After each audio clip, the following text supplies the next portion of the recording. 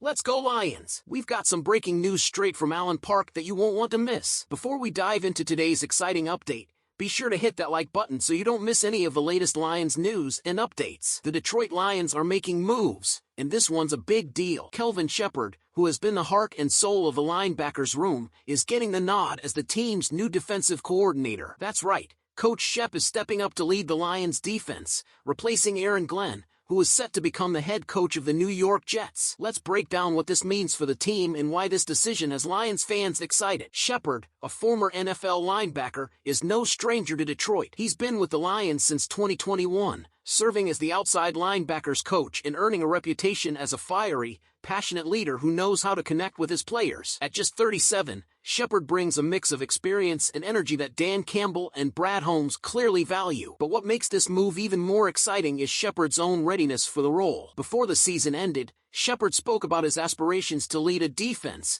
and his words resonated with the confidence and humility you'd expect from someone ready to take on such a challenge. He said, "I'd be lying to you if I said no." Absolutely, and that's what happens here. It's not just the players inside the building, it's the coaches as well. I'm so grateful for the way Dan, Brad, and AG have structured this thing to put him in leadership roles within his own right, within his room. That says a lot about the culture the Lions have built under Campbell. It's not just about developing players, it's about preparing coaches for bigger roles. Sheppard has been mentored by Aaron Glenn, and now he's ready to take the reins and bring his own flavor to the defense. Let's not forget Sheppard's pedigree. He had an 8-year playing career in the NFL, including a stint with the Lions in 2018, and his fiery approach to coaching has already made a lasting impact. Glenn himself once said, "He's fiery, whatever you need as a linebacker coach, he is." And there are certain coaches on the staff that I think have to be bulldogs, and he's one of those coaches. That intensity and passion are exactly what this defense needs as they look to build a solid foundation heading into next season. So what can we expect from Sheppard's leadership? For starters, he's already shown that he has the ability to connect with players and get the best out of them. Linebackers like Alex Anzalone and rookie Jack Campbell thrived under his guidance last season, and now he'll have the opportunity to elevate the entire defense. His promotion also speaks to the Lions' commitment to continuity and internal development, a testament to how far this franchise has come under Campbell and Holmes' leadership. But there's more to this than just X's and O's. Sheppard's promotion is meant to set the tone for a defense that's ready to take the next step. After falling short in the divisional round,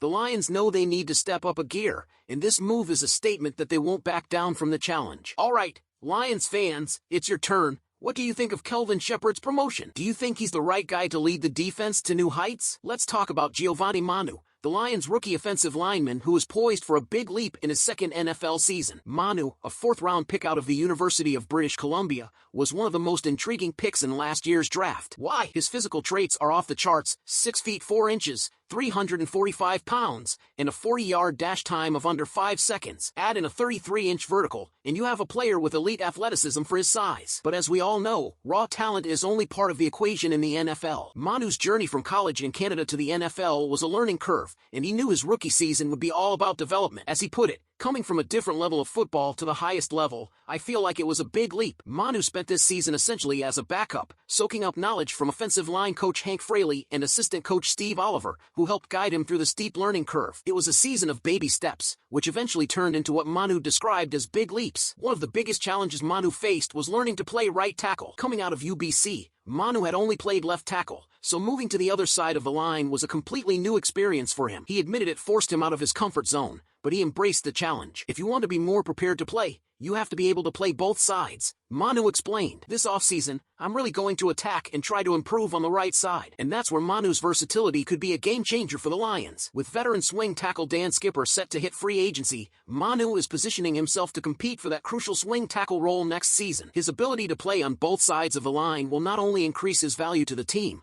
but also put him in a better position to see playing time in 2025. But it's not just about positional flexibility, it's also about physical transformation. Manu took full advantage of the Lions' NFL caliber weight training program, losing 3% of his body fat during the season while maintaining his elite size and athleticism. Reflecting on his progress, Manu joked about how far he's come since rookie minicamp, saying, "Sometimes I cringe looking at it." That physical refinement, combined with his mental growth, is what has the Lions coaches and staff so excited about his potential. Even general manager Brad Holmes has noticed Manu's progress. In his end-of-season press conference, Holmes said, "If you watch Joe's film in OTAs and you watch Joe's film in practice at the end of the year, it was really night and day." That's high praise from the man who drafted him, and it underscores just how hard Manu has worked behind the scenes. Manu himself is staying humble but motivated. "It's the burning desire inside of me to just keep working," he said. "My goal is to eventually start in the lineup. That's the long-term goal. There are little steps you have to take to get to that role." With his drive, physical gifts, and growing versatility, Manu is positioning himself to make a significant impact next season. Whether it's as a swing tackle or eventually breaking into the starting lineup, he's showing the determination and work ethic that embodies what it means to be a Detroit Lion. All right, Lions fans, it's your turn. What do you think of Giovanni Manu's development and his chances of earning a bigger role next season? Now, Derek Barnes, a fourth-round pick in Brad Holmes and Dan Campbell's first draft class, has had an interesting journey with the Lions. While names like Penei Sewell and Amon-Ra St. Brown have already inked long-term deals, Barnes is one of the players from that draft who is still waiting for his next contract. And with his rookie contract expiring, the big question is, what kind of offer could the Lions put on the table for him? Barnes had an impressive 2023 season, where he not only found his groove,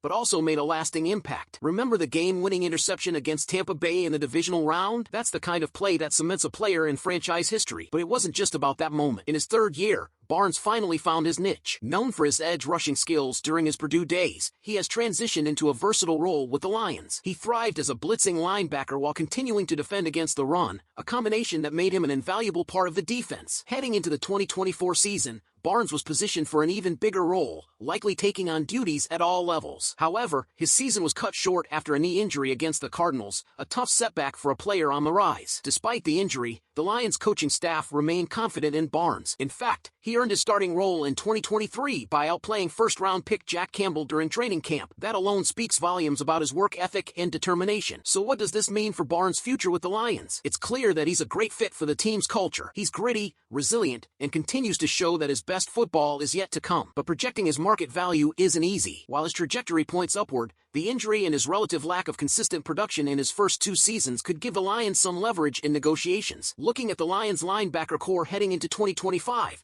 the team is in a solid position. Jack Campbell, the young first-rounder, still has 2 years remaining on his rookie contract. Alex Anzalone, the veteran leader of the group, is entering the final year of his extension. Malcolm Rodriguez, another bright spot, is also in the final year of his rookie deal. That gives the Lions flexibility, but it also highlights the importance of locking up Barnes if they see him as part of their long-term plans. The injury raises questions about what other teams might offer Barnes if he were to be signed as a free agent, but the Lions appear likely to make a competitive offer. He has shown he can handle pressure situations, adapt to different roles, and elevate his game in big moments. His development into a versatile linebacker, combined with his strong locker-room fit, makes him a priority for Detroit. Now, Lions fans, I want to hear from you. Should the Lions go all in on Derek Barnes' extension? What kind of deal do you think he deserves? And what role do you see him playing on this defense going forward? Let me know what you think in the comments below. And before you go, make sure to hit that like button, subscribe, and turn on notifications so you're always in the loop. Go Lions!